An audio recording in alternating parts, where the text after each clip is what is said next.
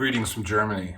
I recently returned from a trip to Egypt where I was privileged to be able to share on the mission of God with 10 of our candidates from Egypt and 20 candidates from Sudan, preparing for church planting in some of the most difficult parts of the world.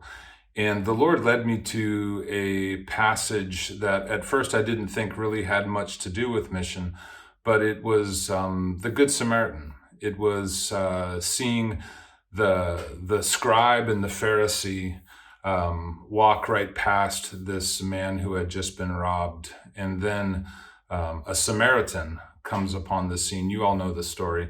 And he's an enemy of the people, treated as a dog by many of the contemporary religious people of the day. And yet our Father said that man stopped and had compassion on the Samaritan. And we see that term used of Jesus in other places where it's a healing of a leper, whether it was the healing of a father's son who had a demon, or even the feeding of the 5,000 and the 4,000. Jesus did those things because he had compassion on people.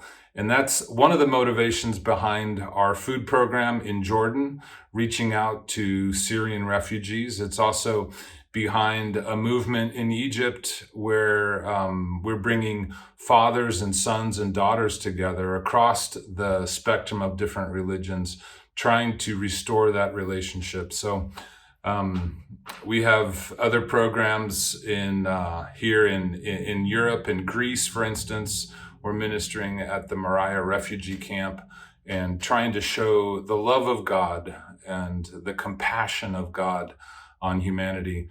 And I was just struck and convicted at the same time, realizing as a professional minister of the gospel, how many times I can be like that scribe or that Pharisee who, on my way to a prayer meeting or on my way to a Bible study or to give a message, am not moved with compassion and walked right past a need in front of me. So in this day of COVID, with so many people feeling distanced, maybe even like the lepers did in the day of Jesus, let's go against the culture and let's be moved with compassion and reach out with compassion to those in need that the Lord brings us across.